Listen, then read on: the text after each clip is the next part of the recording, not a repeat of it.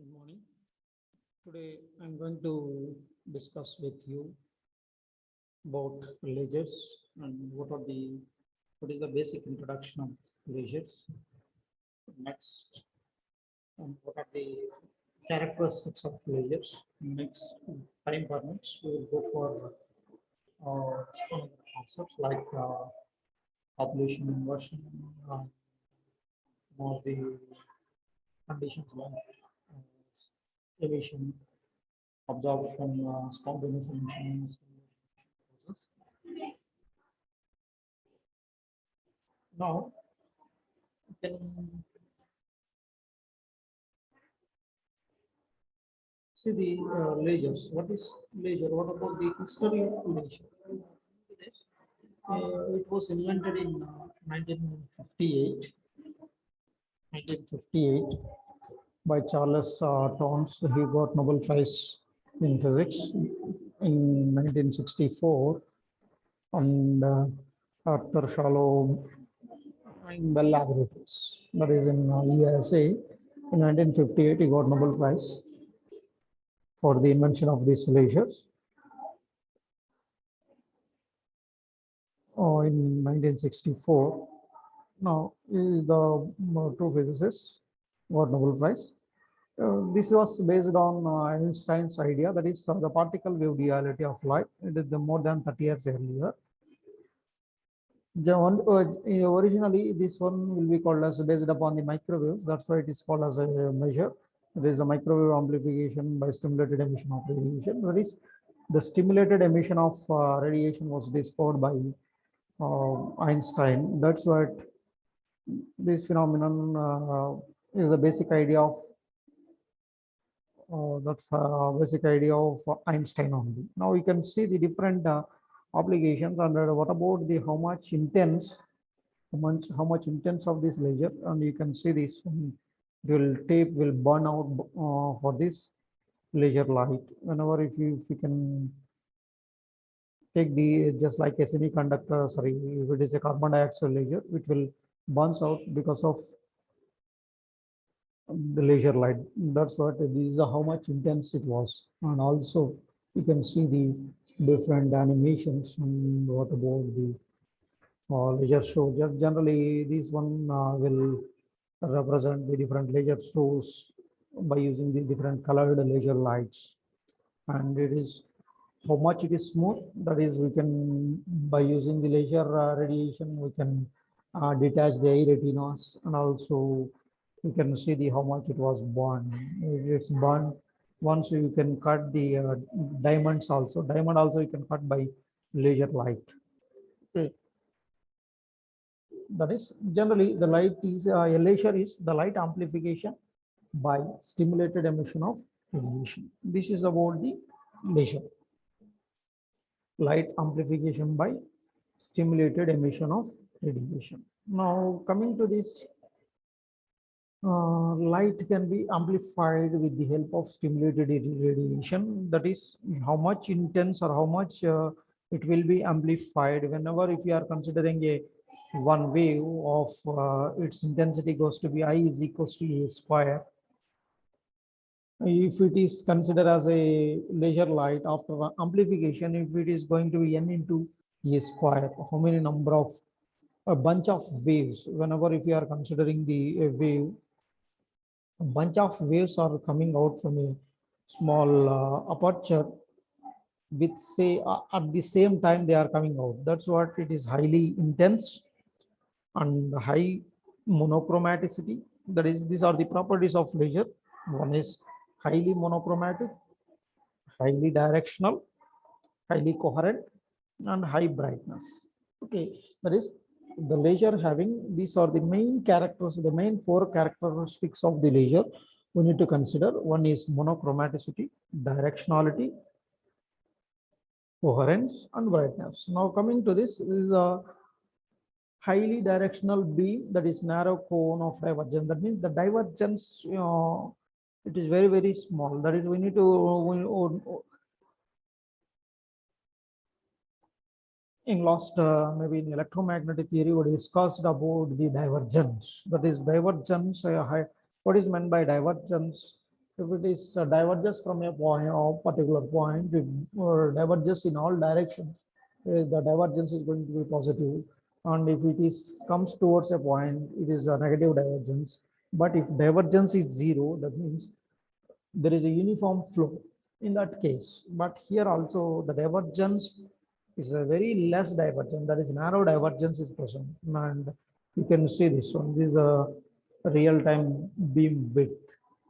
This is about the light coming out from the aperture of the laser device, and the spot present on the screen. Now this is about the that is, we need to consider the coherence. What is meant by a coherence means, if we are considering the one or more set of waves, in between there is a constant phase difference is present. There is a constant phase difference or zero or constant phase difference is present, then that waves will be considered as said to be in coherence. Okay. Now coming to this monochromaticity, monochromatic. Chromatic means color. Mono means single color. That is, monochromatic means it is highly chromatic, highly monochromatic. It is only a single color light. Single color light. Nearly it is monochromatic. You can see this one. It is the, if you are considering a blue, what about the wavelength in the blue, and what about the wavelength in the red color? Okay. Wavelength in the red color. Okay, nearly monochromatic light. For example, helium neon laser, which we use the 6328 angstrom units, and the width delta lambda fringe shift is, it is going to be 0.2 nanometer. Whenever if you are considering the diode laser, it is going to be 900 nanometer. The delta lambda is equals to the width, fringe width, it is going to be 10 nanometer. It is very high when compared with the helium neon laser. That is, helium neon laser is highly coherent, as highly monochromatic. Comparison of the wavelengths of red and blue lights. You can see this, the blue light having a less wavelength, the red light is having a larger wavelength. That's what high intensity. The red light can appear from longer distances also when compared with blue light. That's what red signal or red can be used as a stop signal in the traffic signals. Why? Because we can observe from longer distance the red signal is on. We need to control our bike or we need to control our moped. You can see this. This is about how much intense whenever if you are comparing this. This is the red. Okay, this is about the monochromaticity. Now coming to the directionality, it is highly directional. That means whenever if you are considering the directional case, this laser light can be used in optical fiber communication. Why? Because it is highly directional. Highly directional means there is no divergence. The divergence, it is very less divergence. If it travels for a kilometer, its diverging angle, it is just 0.001 degree. Very small angle of divergence is present in the case of directional decays. That's why for longer distance communication in optical fiber, they can use this laser beam as the source of carrying wave or source of carrying wave. A conventional light source, what about the diverging angular beam divergence? Theta is equals to beta lambda by d, where beta is equal to 1 or it is equal to f on just in the type of light amplitude distribution. Definition of beam diameter. Lambda is the wavelength and d is the beam diameter. Okay, if we are considering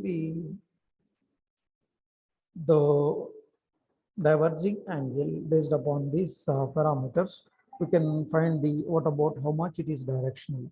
This is ordinary light. Whenever if you are taking normal torch light, or if you take the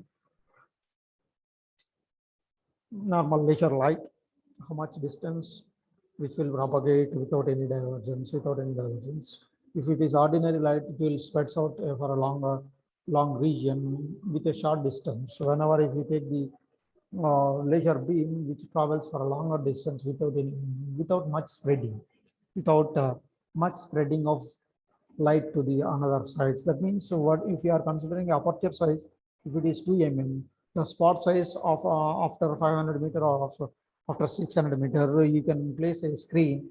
The spot size is almost comparable to that aperture size. It is not equal, but if it is comparable to aperture size, that is the divergence, that is the zero divergence whenever you can, whenever if you can consider the beam, laser beam. That's why it is highly directional beam. Okay. Now coming to the, this is a normal light source. Whenever if you are considering the light appeared out in all directions. So this is the case. Now coming to the coherence, this is the case. It is an incoherent wave. Incoherent wave means if you are considering the different colors are having different wavelengths. Different colors are having different wavelengths. That's why it is not a coherent wave.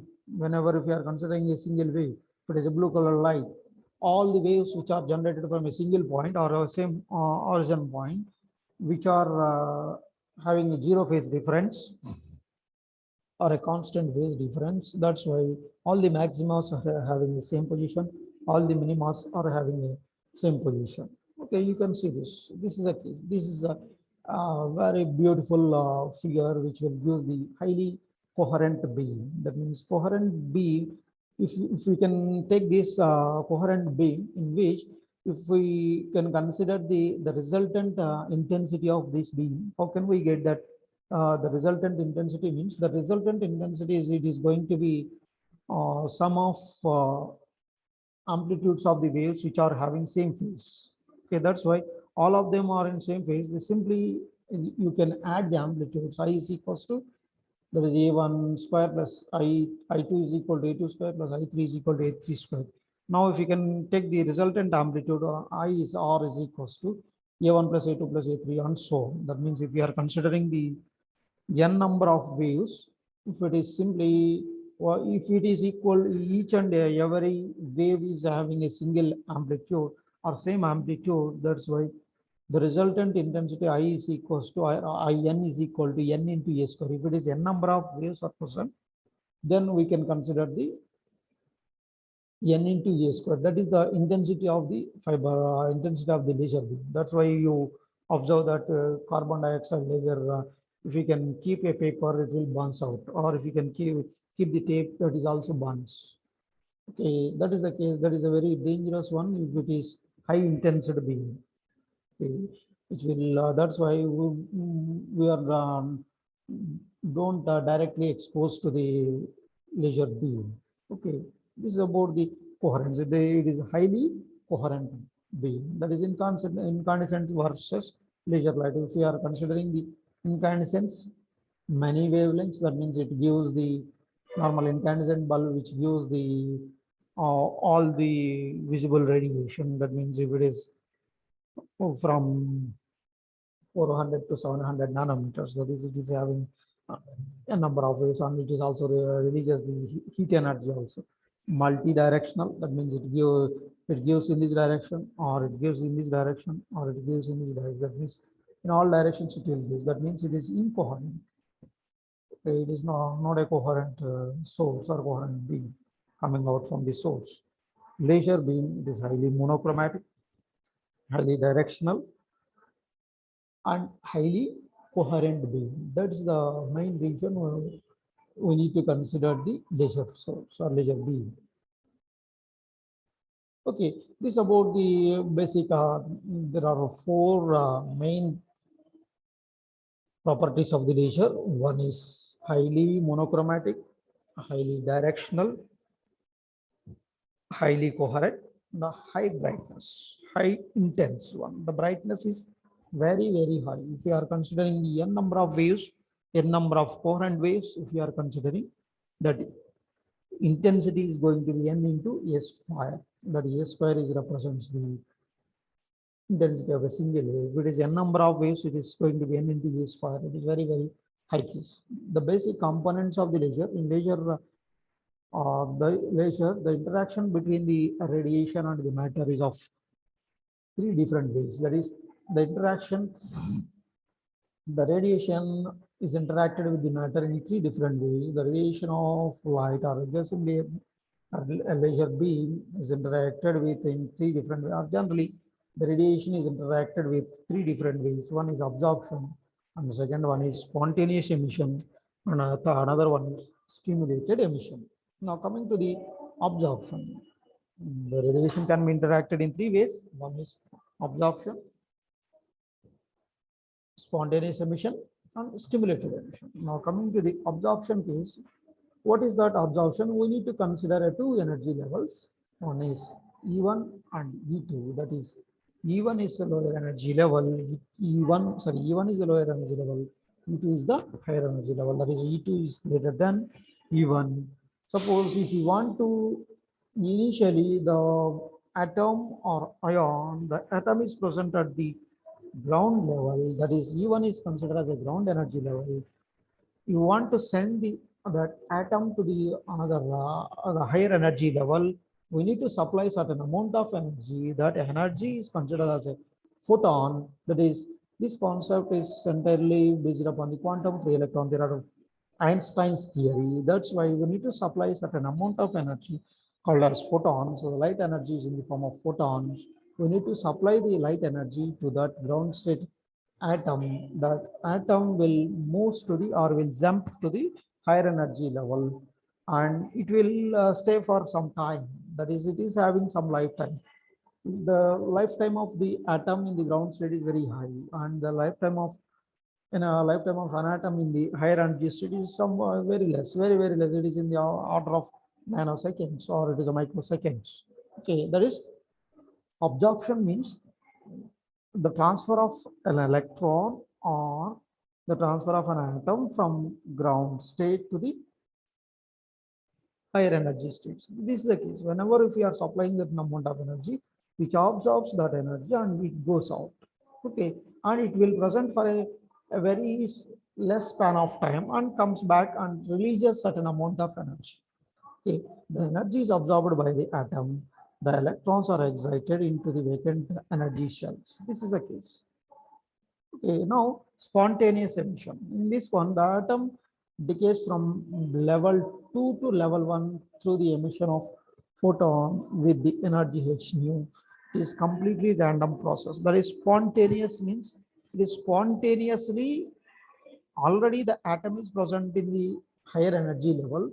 It spontaneously or it is voluntarily comes back to the lower level after completion of their lifetime. After completion of their lifetime, it voluntarily get back to the lower energy level, and it releases whatever the energy which was absorbed previously in the absorption process. That energy will be released. That energy is equal to the difference in that two energy levels. That is, h nu is equals to u2 minus e1. That is the energy released in the spontaneous emission, and it is completely a random process. Simply, it is a spontaneous or it is a volunteer process. We cannot stimulate or we cannot forcibly send the electron or send the atom to the ground state. Okay, it is voluntarily comes back to the lower energy level.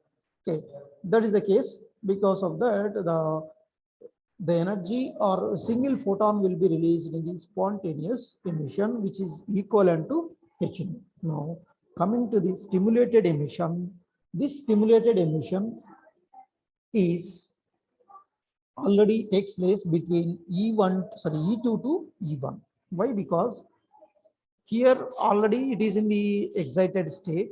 We need to, before coming to the ground state voluntarily, we are forcibly sent back to the ground state. Because of that, we need to supply certain external energy, or so we need to supply certain amount of energy to that one, and it forcibly comes down to the ground state, and it releases double number of photons. It releases the double number of photons while coming back to the ground state. That means stimulated. Stimulated means we need to give certain amount of energy to that atom in the excited state, and whatever the energy you supplied, and it is already there in the excited state. That's why it releases the double number of photons. That is, the atoms in the upper energy level can be triggered or stimulated in phase by the incoming photon of specific energy, then it will comes down.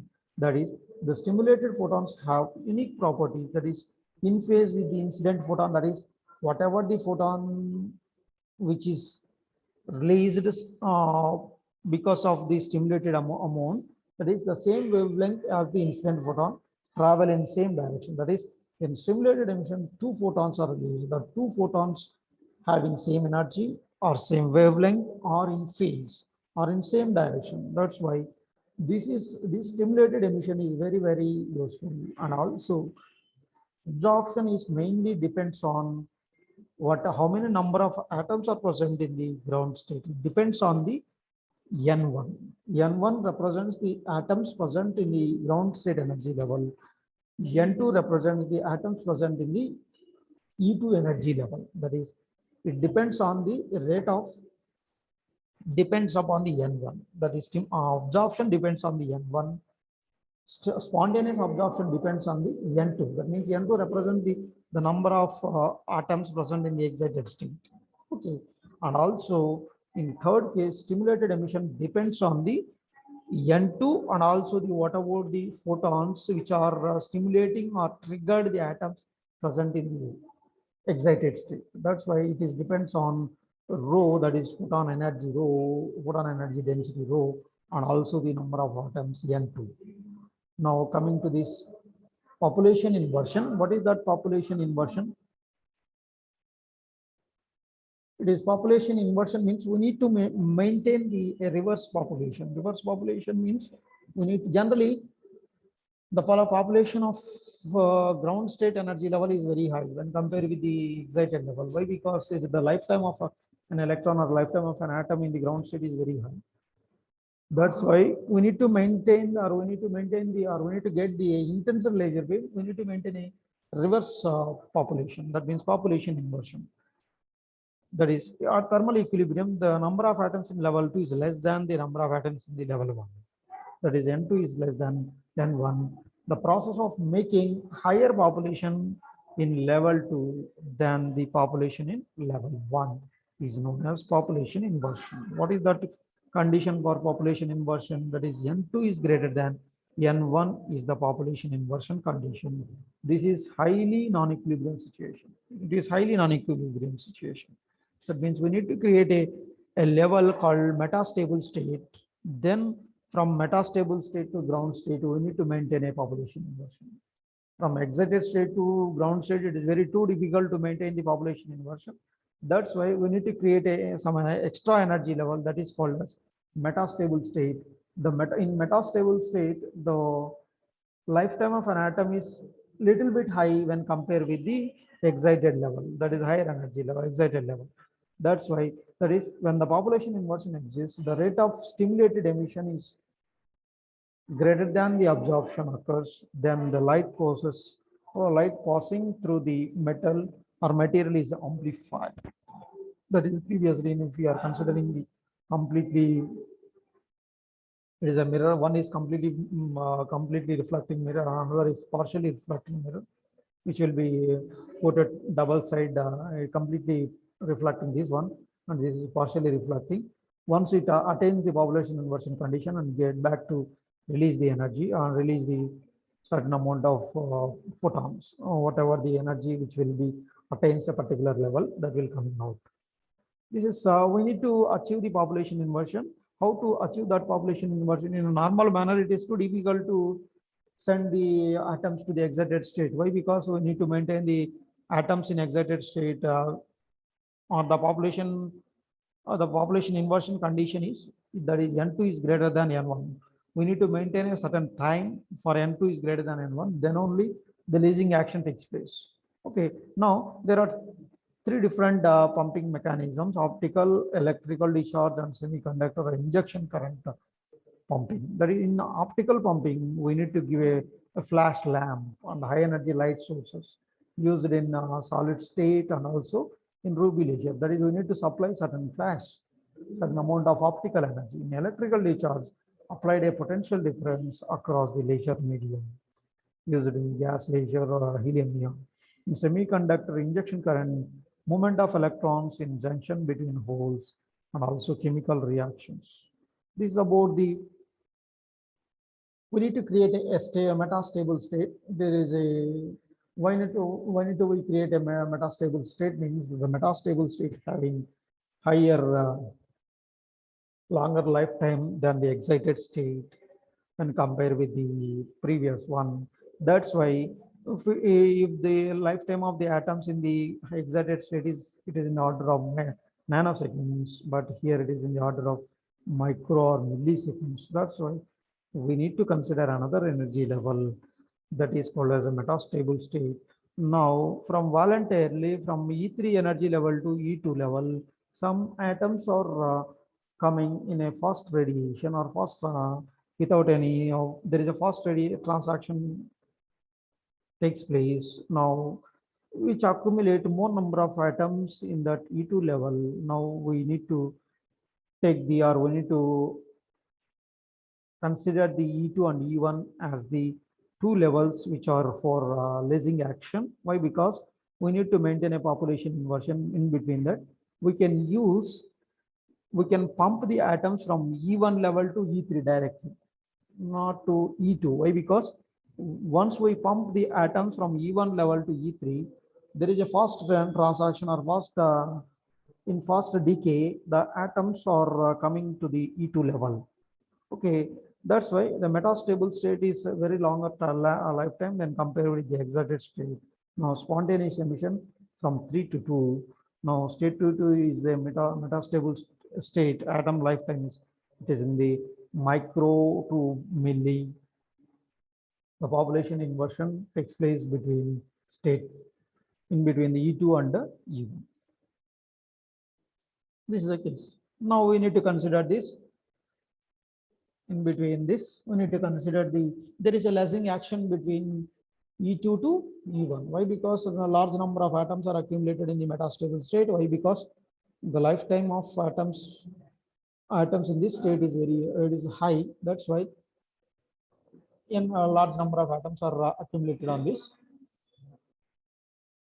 Now coming to this, we can use this pumping mechanism. There is a by using electrical pumping or optical pumping, or we can use the injection mechanism. We can send the atom. These are the different cases. So whenever if you are considering the 3-level pumping, this is a 3-level schema. In this, in an atom such that E3 is greater than E2 is greater than E1, fast decay between 3 to 2, that is, and a lasing action, slow decay between 2 to 2. That is, you can see this one 3-level schema. Pumping between level 1 to level 3 by using any mechanism by optical pumping. Population inversion cannot be possible between 3 to 1 because when 3 is almost, when you send you, or suppose we will send 10, the 10 will goes to here and the 10 immediately drastically comes to E2 level. That means E1 is almost equal to the En3 is equal to E1 N1, that is N1 is greater. The absorption will be balanced by stimulated emission and material will become transparent at frequency E31. Level 3 decays rapidly to level 2 and the population inversion can be obtained between level 2 and 1. Example is the Ruby laser. It is a Ruby laser is a 3-level laser. Ruby laser is the 3-level laser. Okay, now 4-level schema. If we are considering the 4-level schema in which there is a pumping between level 1 to 4 by electrical discharge. We need to maintain a certain potential between the case. Now here there is a, here in an atom there is no lasing action. The population inversion cannot be possible between 4 and 1 because absorption will be balanced by stimulated emission and the material will become transparent at frequency V41. Okay, level 4 decays rapidly to level 3. A population inversion can be obtained between level 3 to and 1. Example is the helium neon laser. It is not the Ruby laser. Yes, it is the helium neon laser. There is a mistake in here. And there is a fast decay between the 2 to 1. Okay, this is about the case. Now, components of laser beam, one is pumping system and the other one is active medium. Now, optical resonator, you can see this. This is the case. If you are considering this, one is main parts will be the pumping system, laser pumping energy. This will be the laser. If we are giving some amount of some flash, okay, this will be give the pumping system, and this is the active medium. That means the photon energy which will be moved front and back. There is a elastic collisions between these two. That's why energy will not be lost. And this is the completely reflecting mirror. These three will be the completely reflecting mirror, highly reflector, and this five will be the lasing being coming out from the partially reflecting mirror. This is simply called as optical resonance output coupler coming out from this one. Okay, now before going to stop this one, we need to a brief explanation about Einstein's coefficients. That means there is an Einstein's relations. We need to consider there are three coefficients. One is absorption coefficient, spontaneous emission coefficient, and stimulated emission coefficient. That is rate of, if you are considering the N1 and N2 be the number of atoms in the ground state and excited state, O of R is the energy density per unit volume. The ratio of absorption per unit volume, that is B12. This B12 represents the stimulated case. This stimulated absorption from 1 to 2. This rho of 4 is equal to 1, N1. And ratio of spontaneous emission per unit volume, that is A21, N2. Ratio of stimulated emission per unit volume, it is B1, B21. It is going to be, this A represents spontaneous, B represents the stimulated case. In the instant coefficient of thermal equilibrium, the rate of absorption, thermal equilibrium, rate of absorption is equal to rate of emission. Now we can see this equation, and we can easy to get get this one. That means whenever if the four number of atoms that are going to a higher energy state, E2 state, that are coming to the ground state via one is stimulated emission, some of them coming out by spontaneous emission. That is, if it is less number of atoms that are coming out from the stimulated, and less high number will be coming out from spontaneous. That is, absorption is equal thermal equilibrium. Absorption is equals to the emission case. That is B12 N1. B12 N1 rho is equal to B21 N2 rho plus A21 N2. That is the B12 represents the stimulated absorption case, rho of R, which is equals to this case. And we need to calculate this equation, that is rho of R is equals to A21 by B21. From this one, we will get the this is a Planck's law for a black body radiation. We need to consider rho of V is equals to 8 pi h nu cubed by c cubed and 1 by exponential of h nu by kBt minus 1, and A21 by V21 is equals to, this is the case, the ratio of spontaneous emission to the stimulated emission, it is equal to 8 pi h nu cubed c cubed, and B12 by B21, it is equal to 1.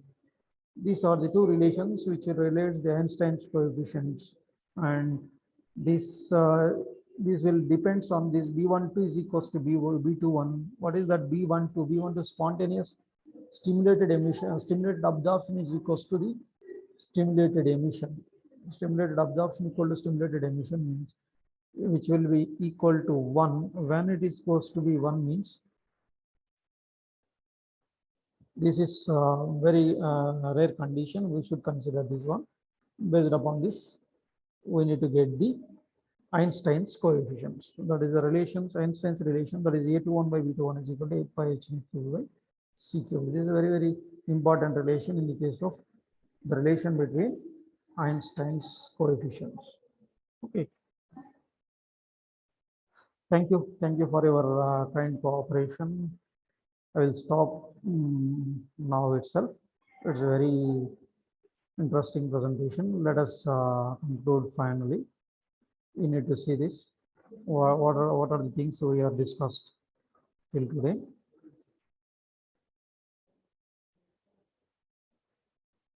Okay, initially, Initially, what is laser? That is simply a light amplification by stimulated emission of radiation. And the second, what are the properties of laser? That is monochromaticity, directionality, coherence, and brightness. Now, what is monochromaticity? What is directionality? And next, what is coherence? How the coherence is important in the case of laser beam. Next, to compare the incandescent versus laser light. And what are the basic components of laser beam? Basic components of laser, or basic concepts of laser. Sorry, basic concepts of laser. There is absorption, spontaneous emission, and the stimulated emission. What is absorption? What is spontaneous emission? Spontaneous stimulated emission, and all other things. After that, what is population? This is mainly very important in the case of the laser. Why? Because without population inversion, we won't get the laser beam. Now, how to achieve the population inversion? We need a mechanism called as pumping. These pumping mechanisms are there are different pumping mechanisms: optical, electrical discharge, semiconductor mechanisms, and we need to consider a metastable state. What is that metastable state? It is having a high lifetime and compared with the excited state. That's why after that we need to consider the different schemas: 3-level laser schema and 4-level laser schema. 3-level laser schema is used in ruby laser, and 4-level schema is used in helium neon laser. And what are the components of laser? Now, pumping system, active medium, optical resonator. These are basic concept, basic parts of the or basic components of the laser beam. Now, this is the Einstein's coefficients. Thank you.